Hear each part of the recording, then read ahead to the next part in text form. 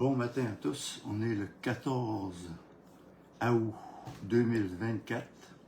Ce matin, on va continuer notre enseignement sur quel esprit m'anime.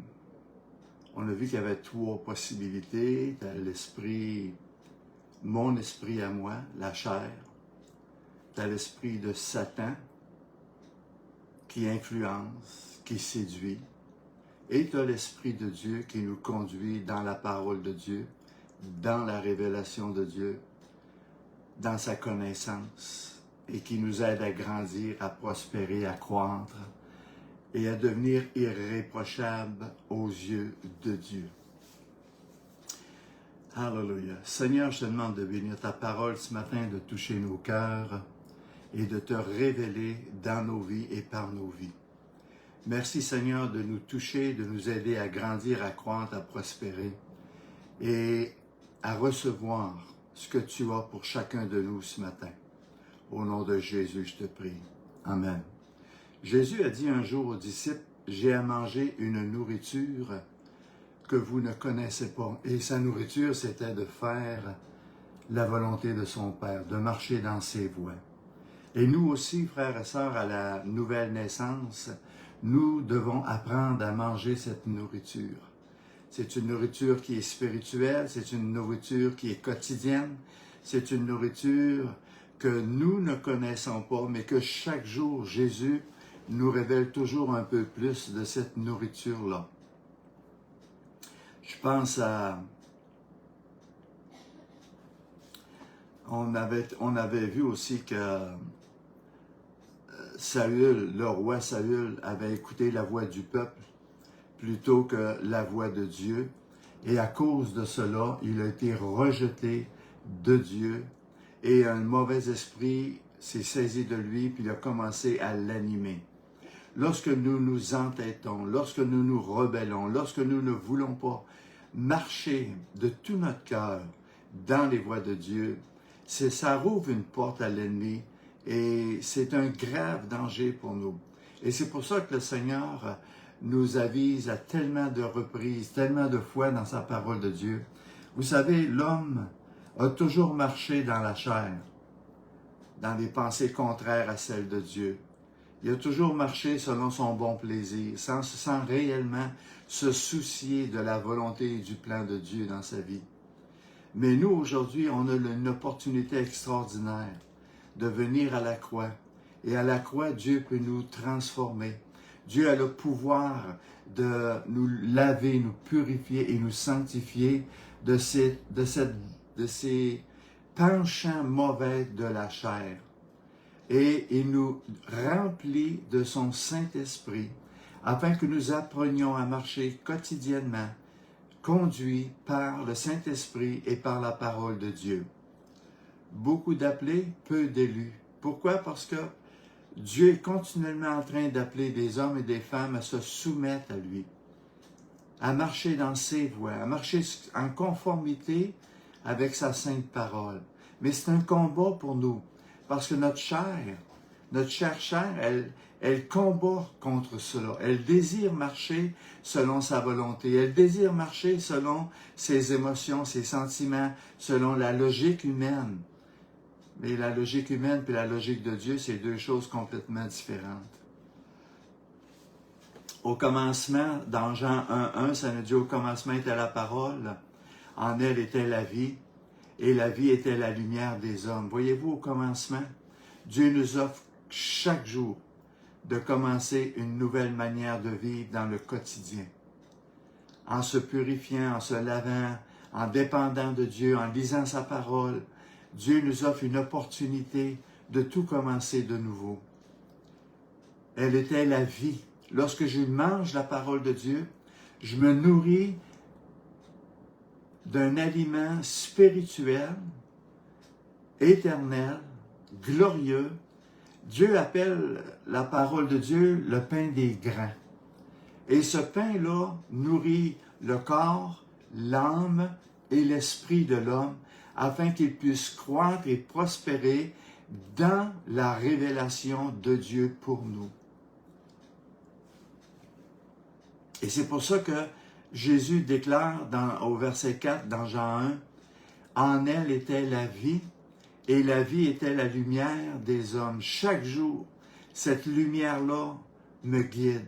Cette lumière-là me révèle la gloire de Dieu, autant dans la nature, autant dans les êtres humains qui m'entourent, dans ma famille, dans mes amis, dans les gens que nous côtoyons, que nous regardons. Dieu nous parle au travers de toutes ces circonstances-là et il éclaire nos cœurs pour dire, voilà, cette personne a besoin de prière, cette personne a besoin de délivrance, cette personne a besoin de me connaître, cette personne fait des choses qu'elle ne devrait pas faire, elle fait des choix qu'elle n'aurait pas dû faire parce qu'il y a des conséquences mauvaises et négatives dans toutes ces choses-là. Ça nous dit que la lumière, lui, dans les ténèbres, et les ténèbres ne l'ont point reçu. Pourquoi? Parce que le monde est dans les ténèbres et Jésus à la croix est la lumière qui attire le monde vers lui. Mais chacun de nous devons choisir de se soumettre, de s'identifier avec l'œuvre de Jésus-Christ à la croix pour moi. Je peux connaître la parole comme Satan la connaissait. Je peux en faire ce que je veux, comme je veux et quand je veux. Vous savez, Satan, je dirais qu'il y a peu de gens qui croient en lui. Mais pourtant, s'il y en a un qui est à l'œuvre en train de séduire le monde, c'est bien cet être-là. C'est un être spirituel avec une armée spirituelle, équipé de séduction, de mensonges, de meurtre, de violence. Il est un meurtrier depuis le commencement, nous révèle Jésus face à Satan, et il continue son œuvre de séduction. Et malheureusement, dans bien des églises, il a un pied à terre.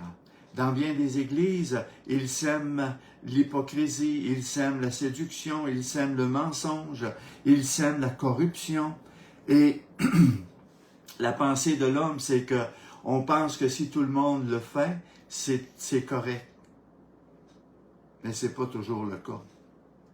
Jésus a dit dans Matthieu 4, verset 4, un des passages les plus extraordinaires de la parole, « L'homme ne vivra pas de pain seulement, mais de toute parole qui sort de la bouche de Dieu. » Vous savez, on peut lire la parole sans la vivre.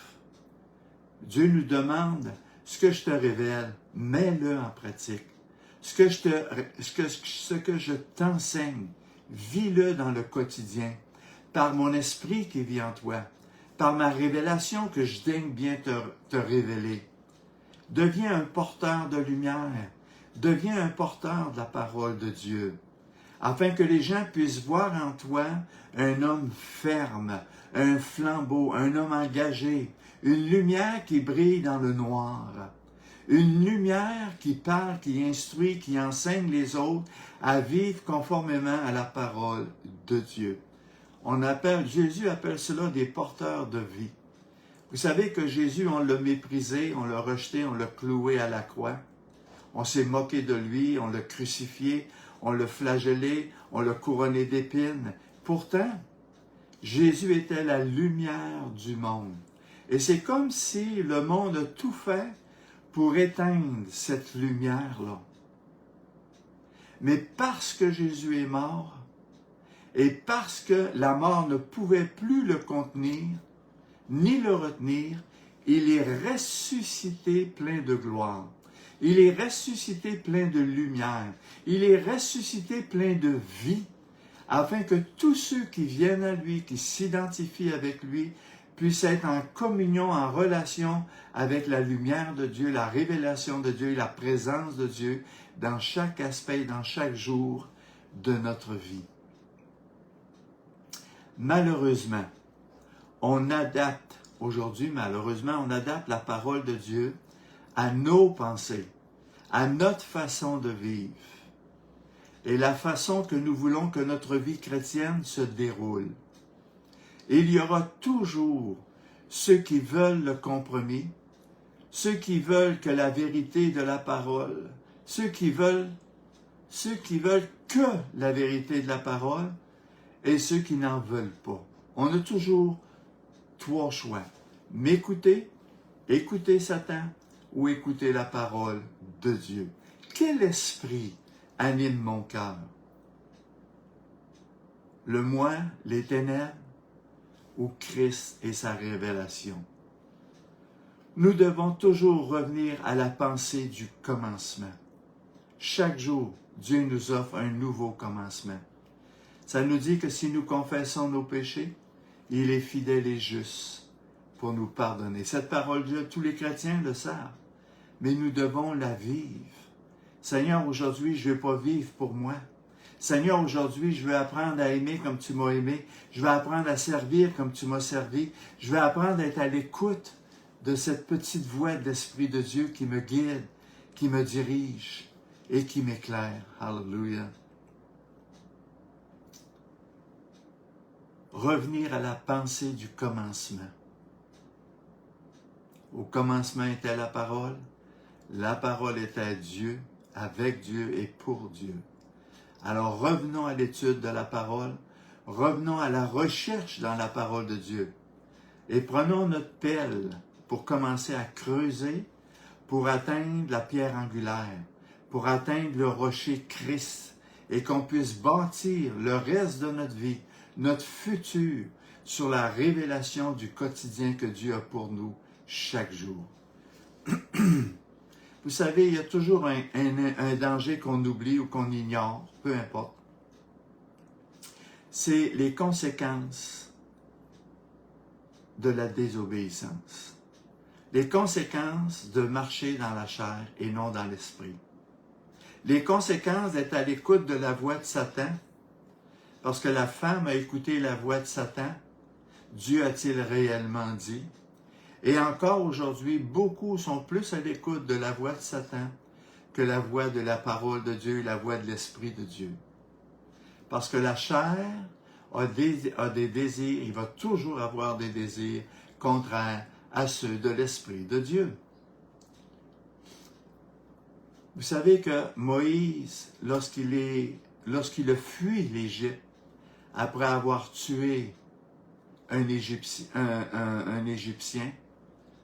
pensant faire la volonté de Dieu, pensant être dans la volonté de Dieu, sa chair l'a conduit dans la haine, dans la violence, et ça l'a amené à tuer.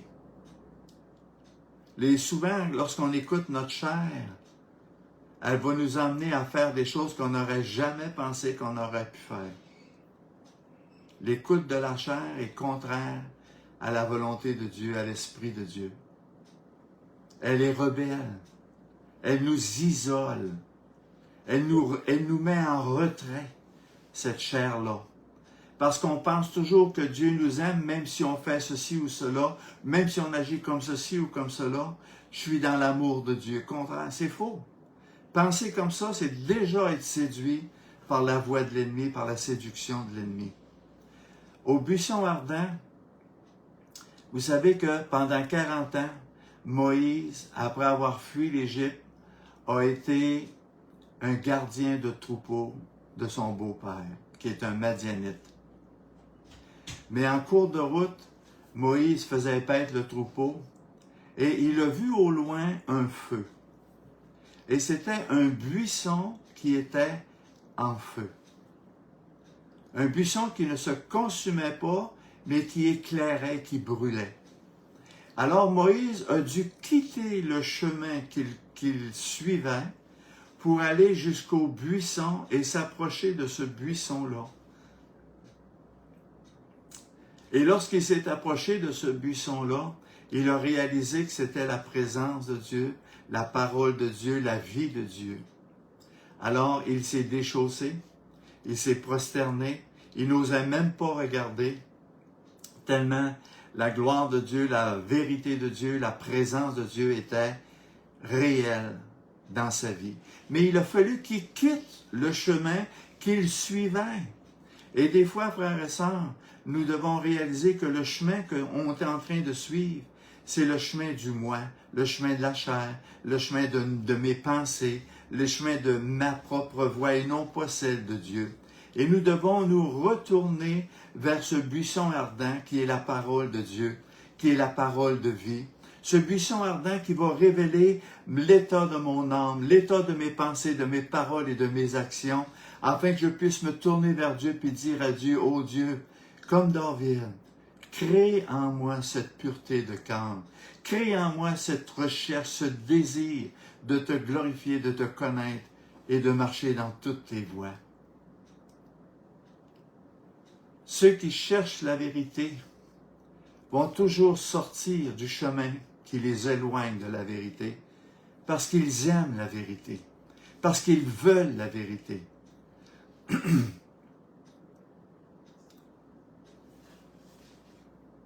Connaître la volonté du Père. Les gens vont se poser cette question-là. Lorsque les gens regardaient Jésus, ils voyaient en Jésus ce qu'ils ne pouvaient pas voir chez les religieux. Ils voyaient en Jésus une sagesse, une intelligence qui les ébranlait, qui les étonnait, qui les touchait profondément dans leur cœur. Même si Jésus révélait les secrets de leur cœur, ceux qui aimaient la vérité en voulaient toujours plus de Jésus. Il était la lumière du monde. Est-ce que Jésus est encore pour toi cette lumière qui se révèle à toi? Cette lumière qui met en lumière les mauvaises choses de nos vies, de nos cœurs, afin de nous purifier, de nous sanctifier. Parce que la parole de Dieu a dit, si nous confessons nos péchés, il est fidèle et juste pour nous pardonner. Et c'est extraordinaire de réaliser qu'encore aujourd'hui, nous avons le temps de la grâce, le temps où ce que Dieu encore pardonne, justifie, purifie, sanctifie, et remet les hommes sur le droit chemin de la lumière, remet les hommes sur le droit chemin de la parole et de la vérité, ce que nous avons besoin, ce que nous devons dépendre de. Qu'est-ce que Jésus a que j'ai pas? Qu'est-ce que Jésus est prêt à accomplir dans ma vie, dans mon cœur du quotidien? Il est un flambeau qui brille, pas une allumette, mais un flambeau qui brille. Et il veut faire de nous des lumières et des flambeaux qui brillent de sa lumière, de sa révélation, de son quotidien, parce que je mange chaque jour à la table du Seigneur, parce que je prends la main de Jésus, parce que je suis en relation étroite avec lui. Il est ma raison d'être, ma raison de vivre. Ma foi, mon langage, mon esprit de louange, ma reconnaissance, ma prière, mon attitude, mon cœur de serviteur, mon amour pour l'Église, pour les uns et pour les autres. C'est important, ces choses-là. Tout cela révèle l'aspect de ma relation avec Jésus. Jésus, il déteint sur moi ses sentiments, ses émotions, sa nature, sa sainteté, sa justice, sa vérité, elle m'imprègne. Quand je suis en relation avec lui, je deviens lui. Je me rends compte que je suis capable d'aimer comme il m'aime, de pardonner comme il pardonne, de voir les choses comme lui, il les voit. Il fait de moi une lumière, un flambeau. Qu'est-ce qui attire le plus les hommes envers Jésus? C'est son amour jusqu'à la croix. Jésus m'a tellement aimé qu'il a donné sa vie pour moi sur la croix. Il a été cloué, couronné d'épines et percé parce qu'il m'aime, parce qu'il me recherchait de tout son cœur pour m'amener avec lui dans son royaume, dans sa relation, dans sa révélation et dans une vie spirituelle extraordinaire. La croix de Dieu. Lorsqu'on porte notre croix, frères et sœurs, lorsqu'on vit pour Christ, on porte notre croix. On meurt à soi-même parce qu'on ne vit plus pour soi-même, mais on vit pour bénir les autres. Dans Jean 3, verset 14, Jésus révèle, et cette révélation-là, elle est extraordinaire. Jésus dit et déclare, comme Moïse éleva le serpent dans le désert, il faut de même que le Fils de l'homme soit élevé. Élever Jésus, ça veut dire lui donner la gloire, l'honneur, la louange et l'adoration qui lui revient. C'est d'apprendre à vivre, à parler, à penser et à agir en raison de Jésus. À aimer mon frère et ma sœur comme Jésus m'a aimé. À vivre comme Jésus a vécu sur cette terre. À mourir à soi-même. À rechercher non pas mon intérêt, mais l'intérêt de l'autre. Seigneur, aide-moi à cesser de penser à moi et de commencer à penser et à vivre pour toi. À vivre pour mon prochain, pour ma femme, pour mon mari, à vivre pour mes enfants, pour mes petits-enfants, à vivre pour mes voisins, mes voisines, à rechercher à ce que tu sois glorifié au travers de chacun d'eux.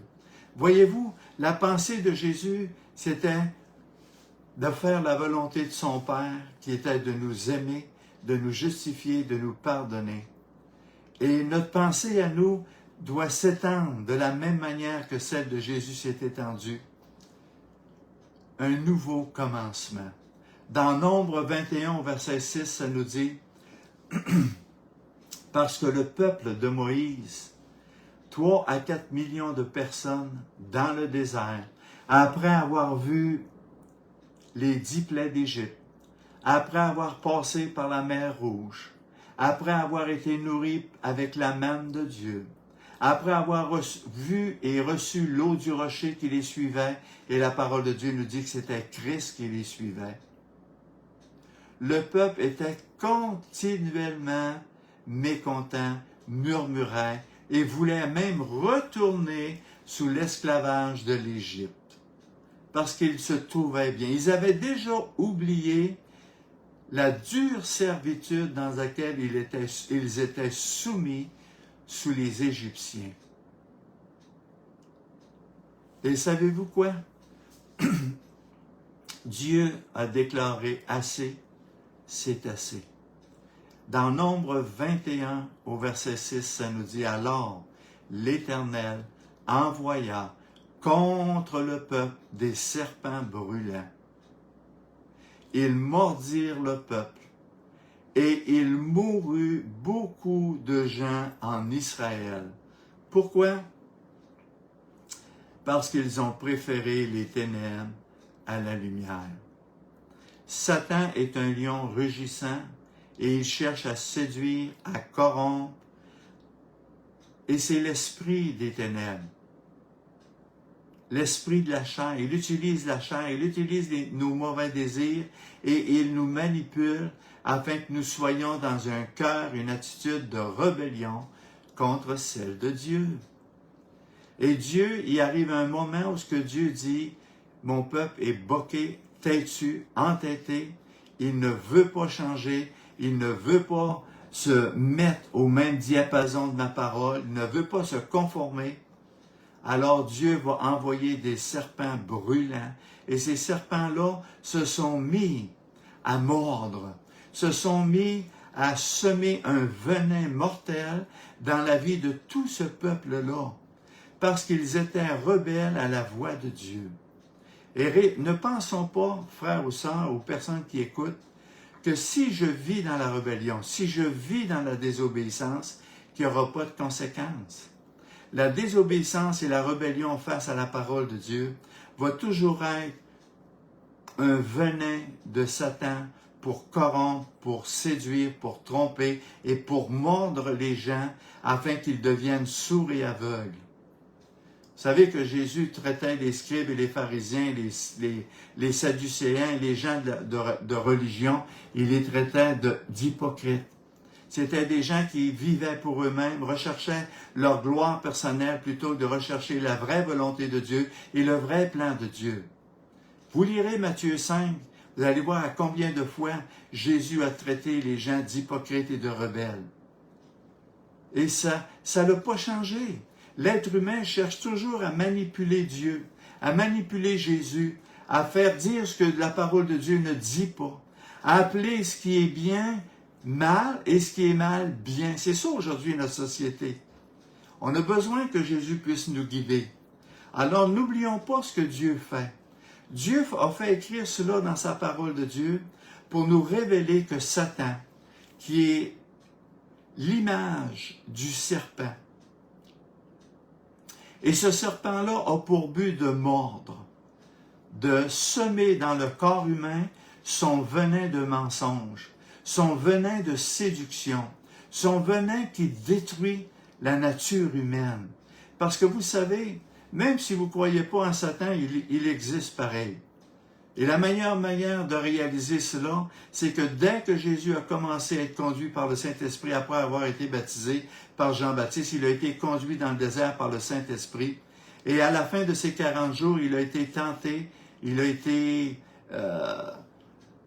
par Satan qui est venu le rencontrer. Et à 3 reprises, il a essayé de le séduire, de le tromper, mais Jésus a toujours répondu par « Il est écrit ». L'homme ne vivra pas de pain seulement, mais de toute parole qui sort de la bouche de Dieu. Frères et sœurs, si je ne médite pas la parole de Dieu, si je ne connais pas la parole de Dieu, il me sera impossible de discerner Satan, de répondre à Satan avec « Il est écrit » dans la parole de Dieu, parce que je ne la connais pas. Et c'est pour ça que Jésus a dit à Josué que ce livre de la loi, en parlant de la parole de Dieu, de la Bible, que ce livre de la loi ne s'éloigne point de ta bouche, médite-le jour et nuit. C'est alors que tu auras du succès. Pourquoi? Parce que la parole de Dieu va t'éclairer. La parole de Dieu va te révéler ce qui est de Dieu, ce qui n'est pas de Dieu, ce qui est bien, ce qui est mal, ce qui est de la voix de l'homme, ce qui est de la voix de l'esprit. Nous devons apprendre à discerner ces choses-là. Mais pour discerner cela, nous devons développer une relation personnelle unique avec Jésus de Nazareth. Dans Nombre 21 au verset 6, ça nous dit « Alors l'Éternel envoya contre le peuple des serpents brûlants, ils mordirent le peuple, et beaucoup moururent en Israël. » Beaucoup de gens meurent aujourd'hui sans avoir aucune relation avec Dieu, sans avoir été justifiés, sans avoir été pardonnés. Beaucoup de gens meurent aujourd'hui parce qu'ils ont négligé de croire. Vous savez, aujourd'hui, si on veut juste voir où se situent les gens, parlez-leur de Jésus. Dites-leur que Jésus t'aime. Dites-leur que tu as besoin de Jésus dans ta vie. Et vous allez tout de suite vous apercevoir que les gens vont vous repousser, vont s'éloigner de vous ou vous retirer parce qu'ils ne veulent plus savoir. Ils ne veulent rien savoir. Ils ne veulent pas comprendre ce que Dieu a fait, ce que Dieu a pour eux autres.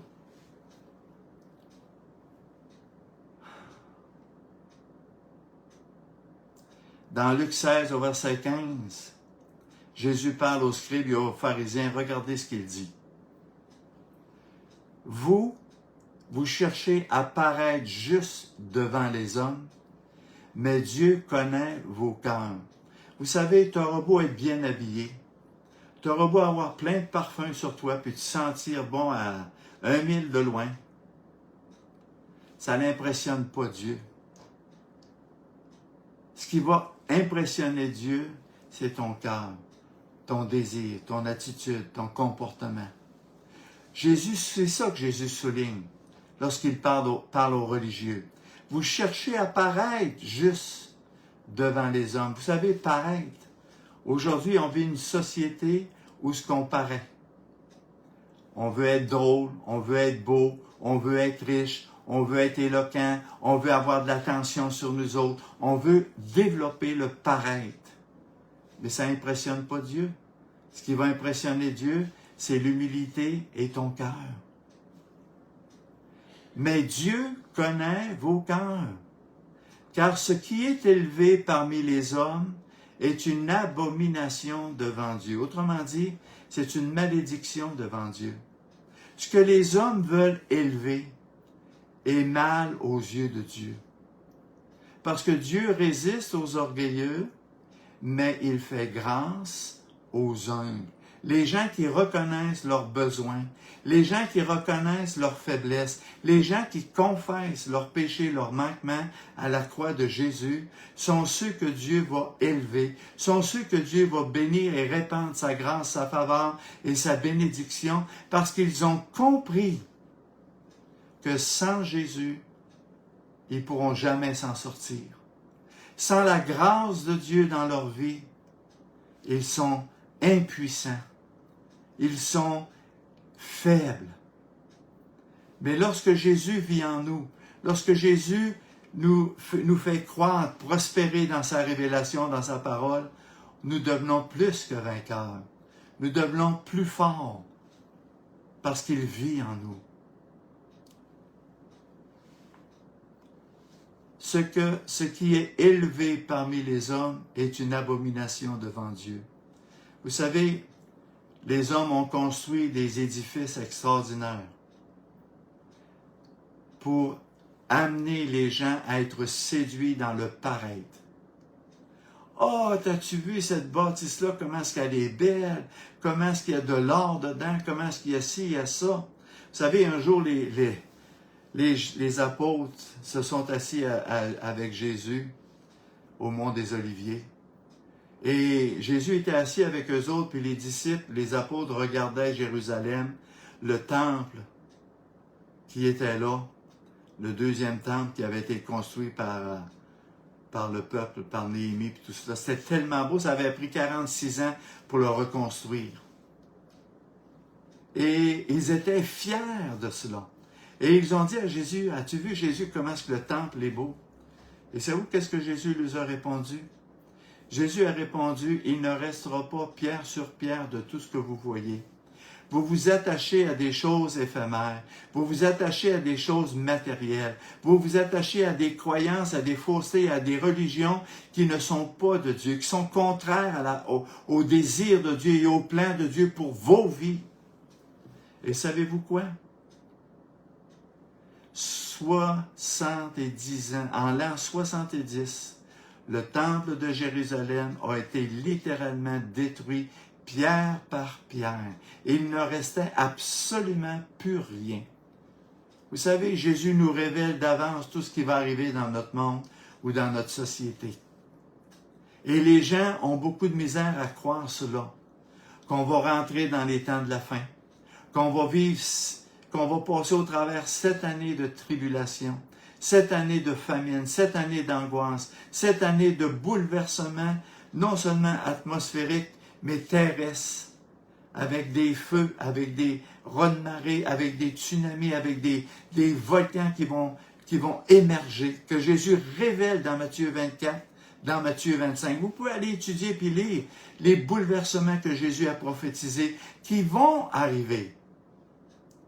Parce qu'il le dit que ça allait arriver. Que tu le crois ou que tu ne le crois pas, ça ne change rien. Si Jésus dit quelque chose, ça va arriver. Et Jésus a déclaré, beaucoup ont préféré les ténèbres à la lumière. Encore là, ça va arriver.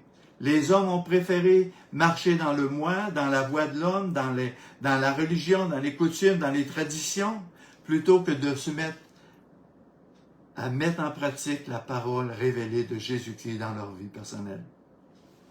Regardez bien ce que Jésus déclare. Dans Jean 3, au verset 14, Jésus dit, « Et comme Moïse éleva le serpent dans le désert, il faut de même que le Fils de l'homme, en parlant de Jésus, soit élevé. » Lorsque Moïse a fait un serpent d'airain puis l'a mis sur une croix, il a planté cette croix-là où ce qu'il était.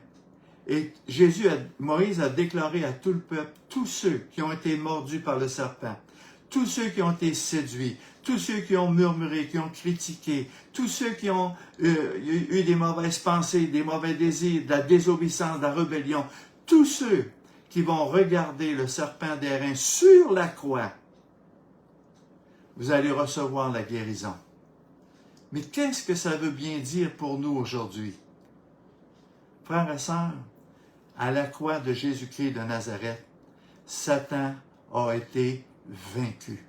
La mort, le péché, la rébellion, la désobéissance, l'iniquité, tout a été vaincu par le sacrifice de Jésus-Christ à la croix. Alors, lorsqu'on élève Jésus en regardant à la croix, lorsqu'on s'identifie avec Jésus à la croix, et que nous disons, Seigneur Jésus, purifie-moi. Seigneur Jésus, sanctifie-moi. Je plaide ton sang précieux sur ma vie. De la même manière que les Juifs devaient mettre le sang de l'agneau sur les portes et les linteaux de leurs portes, afin que l'ange de la mort ne puisse pas les mettre à mort les premiers-nés en Égypte. De la même manière, nous devons prendre le sang de Jésus et l'asperger sur nos cœurs, sur nos bouches, sur nos pensées, afin que nous puissions être conformes à la justice de Dieu, à la bonté de Dieu, à la grâce de Dieu. On ne peut pas mériter cela, c'est un don de Dieu. Mais nous avons la responsabilité de nous identifier avec.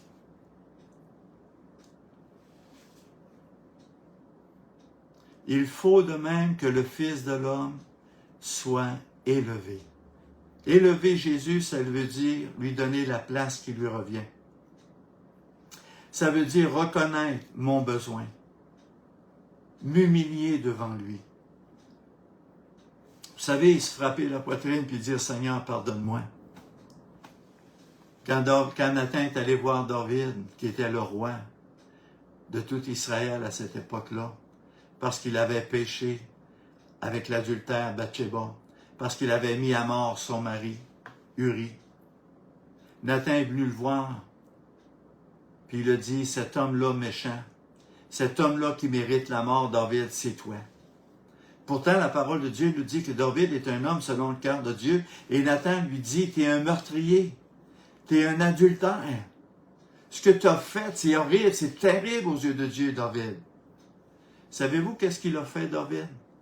Dès que Nathan a dit à David son péché, il s'est jeté à terre, il a déchiré ses vêtements et il a demandé de tout son cœur, « Pardonne-moi, Seigneur, j'ai péché contre toi. » Vous savez, aujourd'hui, j'ai rencontré des gens et je rencontre encore des gens qui ont tellement de misère à se reconnaître pécheurs. Vous savez, le péché, je crois que le meilleur exemple pour reconnaître c'est quoi un péché, c'est Adam et Ève. La parole de Dieu nous dit qu'Adam et Ève ont désobéi en mangeant un fruit où Dieu leur avait dit non. Ils ont goûté ce fruit. Vous savez, aujourd'hui, goûter un fruit, ça a l'air tellement insignifiant. Mais pourtant, regardons les conséquences d'avoir désobéi à Dieu. Ces conséquences-là de la désobéissance d'Adam et de Ève sont encore des répercussions dans la vie de tous les êtres humains sur la terre jusqu'à aujourd'hui. Et on pense aujourd'hui que si on sac, si on blasphème, vous savez, ça me fait penser à le chant d'un des chanteurs québécois, j'oublie son nom, puis il disait « Oh Seigneur Jésus, petit Jésus, on sait qu'on blasphème aujourd'hui, mais tu connais notre cœur, c'est pas grave. » Wow! Sacrer, blasphémer, commettre l'adultère, forniquer, désobéir, être en rébellion, murmurer, critiquer, chialer, douter, c'est pas grave. Aujourd'hui, Satan a tellement mordu les gens par son venin qu'on en est rendu où ce que mettre à mort des gens, c'est pas grave. Appeler bien mal, c'est pas grave. Appeler le mal bien, c'est pas grave. Qu'on parle d'adultère, de fornication, on parle d'homosexualité, de transsexualité, on parle de transgenre, on parle de tout ce qui est interdit. Fumer de la drogue. On légalise la drogue, donc ça veut dire c'est devenu bien. Wow! Voyez-vous à quel point le serpent a répandu son venin dans notre société aujourd'hui, frères et sœurs? Mais tout cela, à ceux qui ont un cœur pour Dieu, à ceux qui répondent à l'appel de Dieu, ça veut dire viens à la croix. Identifie-toi avec l'œuvre de Jésus. Lave ton cœur, purifie-toi, sanctifie-toi par le précieux sang de Jésus-Christ, afin de recevoir le pardon de vos péchés, afin d'être lavé, purifié et sanctifié, et d'être revêtu d'un vêtement blanc plus blanc que neige, d'un vêtement de louange. C'est extraordinaire le miracle que Jésus fait. On ne le voit pas physiquement, mais spirituellement parlant, lorsqu'on se repent, lorsqu'on confesse nos péchés, lorsqu'on s'identifie avec Jésus, Spirituellement, il se passe un miracle extraordinaire. Dieu revêt ses enfants qui s'identifient avec d'un vêtement blanc, plus blanc que neige. Parce que l'œuvre de Jésus à la croix me purifie, me sanctifie et permet à Dieu de me revêtir d'un vêtement blanc plus blanc que neige. Et maintenant, lorsque je me relève jour après jour, Dieu me demande de marcher dans la crainte de Dieu, dans la sainteté, dans l'obéissance à la parole de Dieu. Et c'est pour ça que Dieu nous donne son Saint-Esprit, parce que son Saint-Esprit qui vit en nous, qui demeure en nous, qui fait de nous une nouvelle créature, nous aide à marcher comme Dieu veut qu'on marche, à parler comme Dieu veut qu'on parle, à penser comme Dieu aimerait qu'on pense, à aimer notre prochain, à mettre en pratique la parole de Dieu. Et ça s'appelle élever Jésus. Il a la première place dans mon cœur. Il a la première place dans mes attitudes, dans mon langage.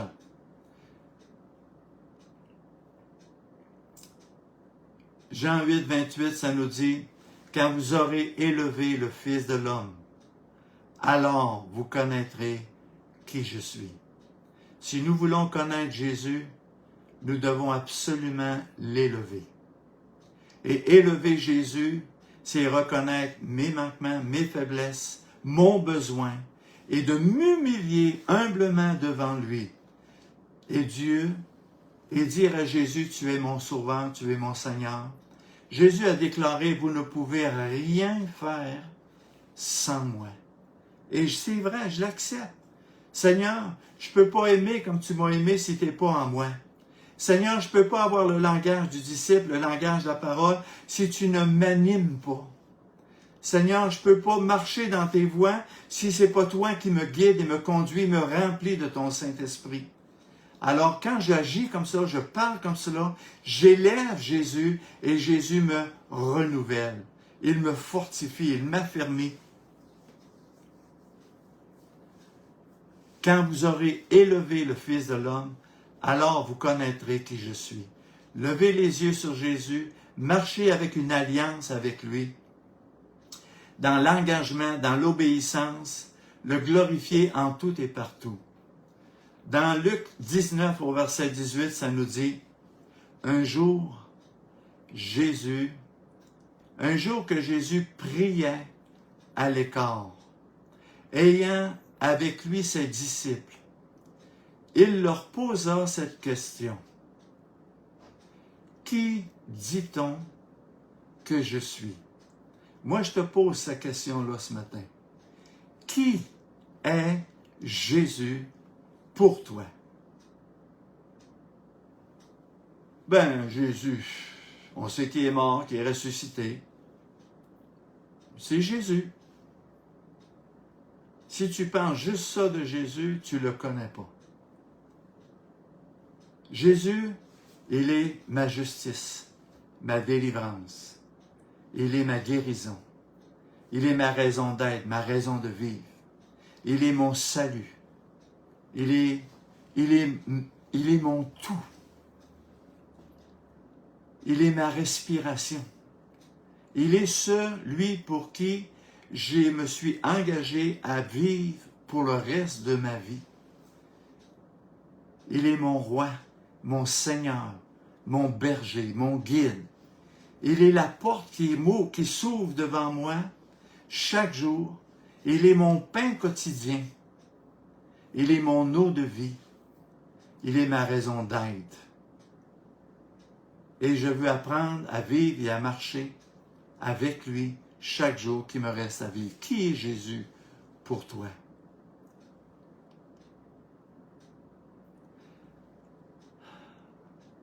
Hébreux 5 au verset 9, ça dit, « Et qui, après avoir élevé à la perfection, est devenu pour tous ceux qui lui obéissent l'auteur d'un salut éternel. » Beaucoup de gens ne croient pas cela, mais ça reste une vérité biblique. Jésus devient l'auteur d'un salut glorieux, d'un salut unique, d'un salut merveilleux, d'un salut parfait. lorsque Jésus était sur la croix, les dernières phrases de Jésus étaient « Tout est accompli ». Il a accompli toute la justice de Dieu en mourant sur la croix pour tous ceux et celles qui viennent à lui, qui s'identifient avec lui. Mais regardez bien que ce salut-là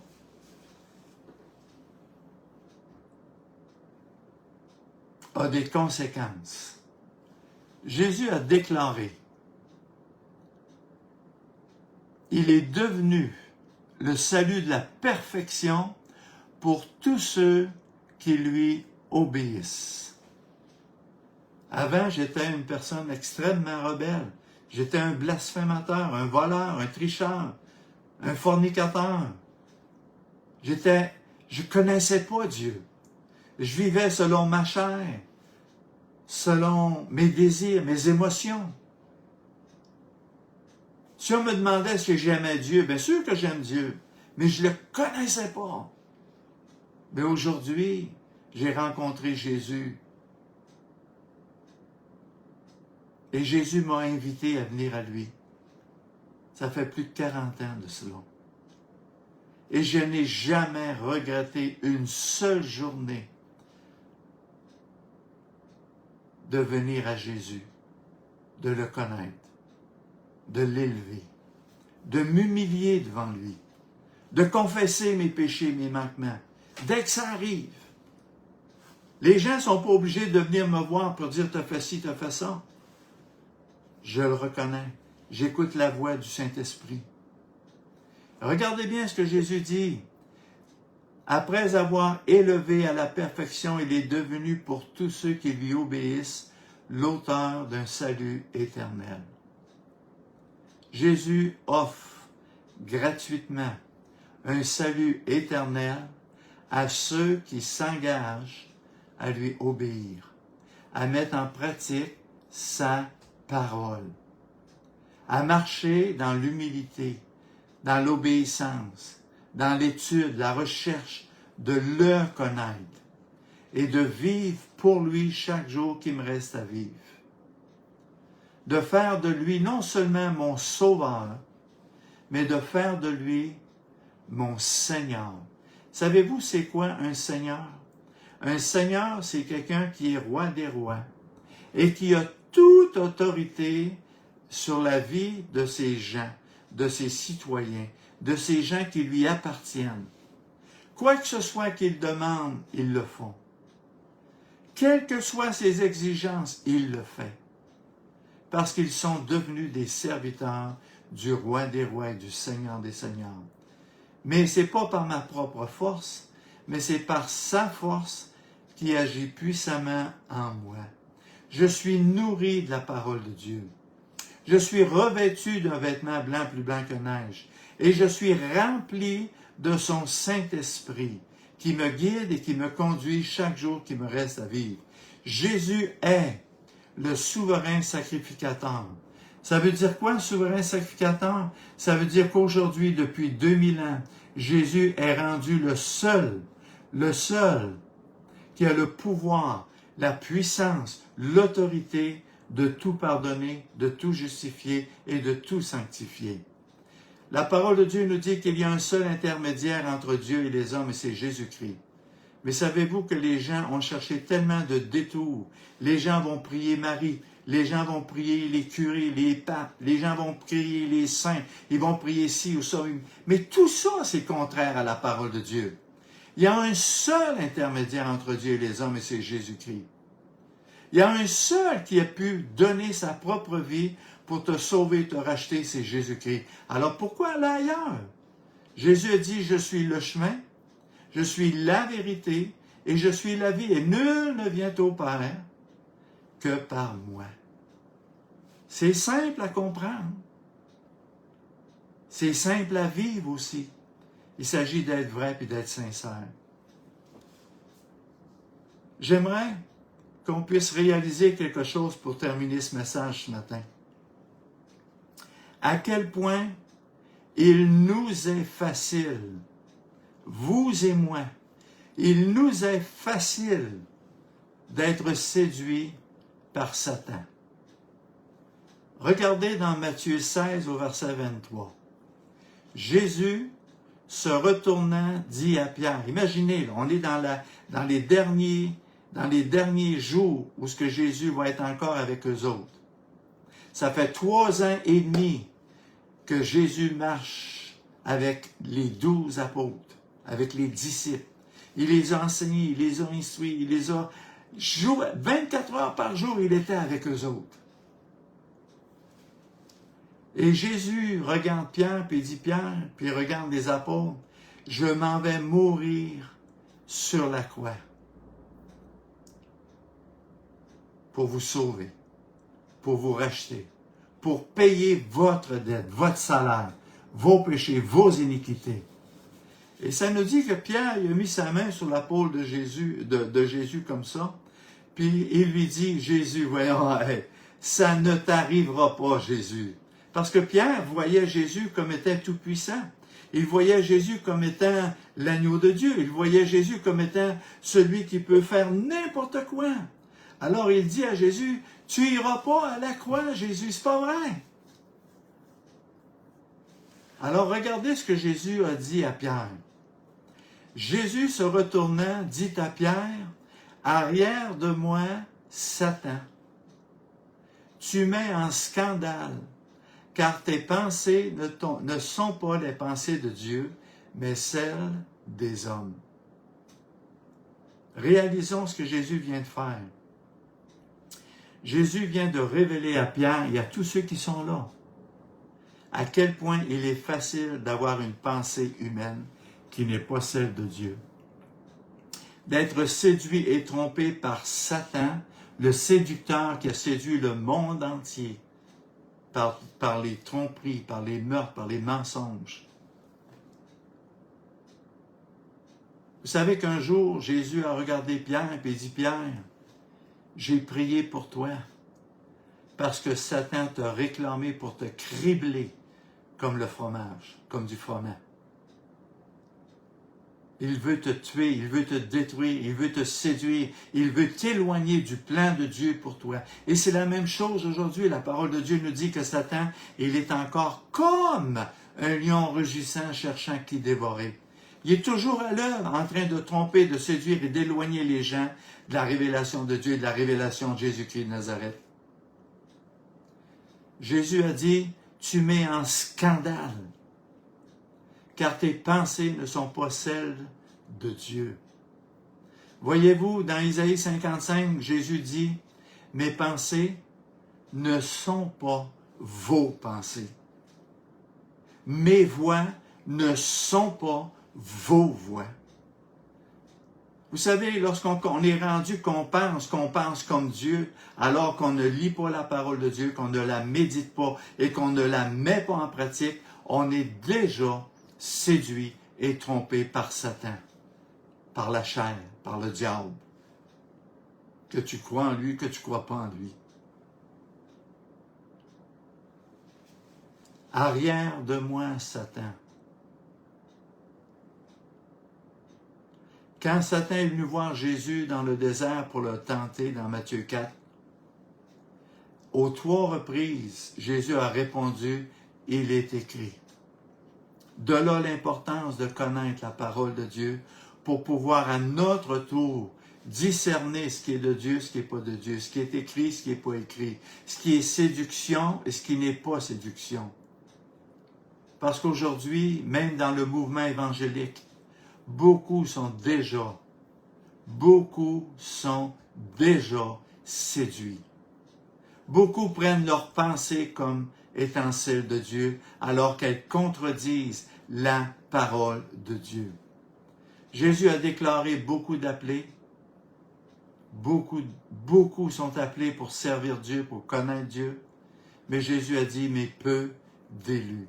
Les seuls élus de Dieu, on l'a vu tantôt, ce sont ceux qui obéissent à l'auteur de leur salut. Si je ne marche pas en fonction d'obéissance, je me mens et je me trompe à moi-même. Vous savez, j'ai toujours prêché, puis je vais encore le prêcher.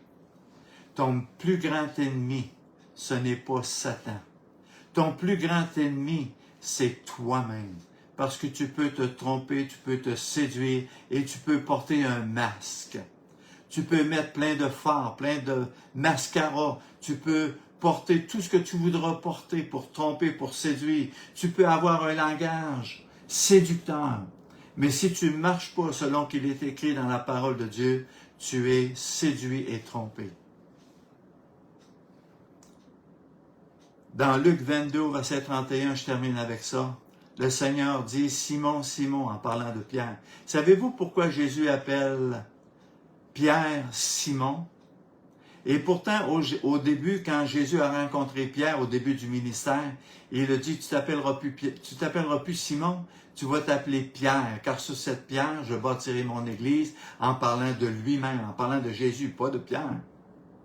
Mais Jésus a changé Simon en Pierre. Et pourtant, à la fin de son ministère, il appelle Pierre de venir à lui. Et regardez ce qu'il lui dit. Simon, Simon, son ancien nom. Satan vous a réclamé pour vous cribler comme du froment. Pourquoi il l'appelle Simon? Parce que Simon ne pense plus comme Pierre. Il est retourné dans la chair.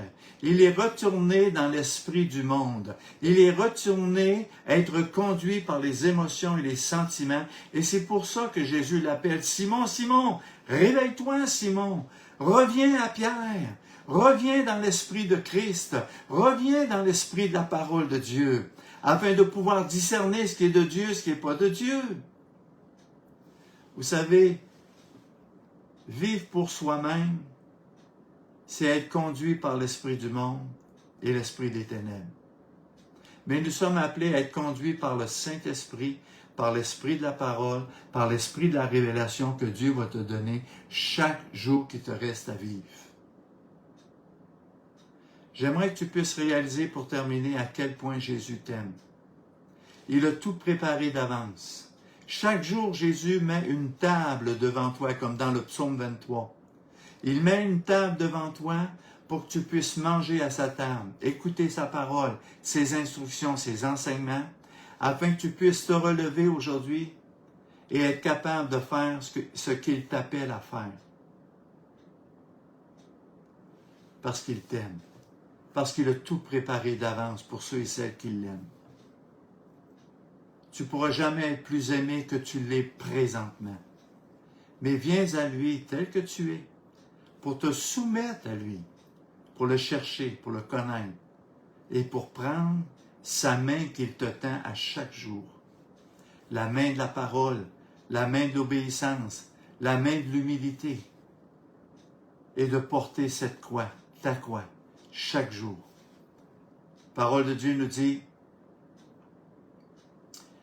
que chaque disciple va avoir une croix à porter. Et cette croix, c'est de marcher en obéissance.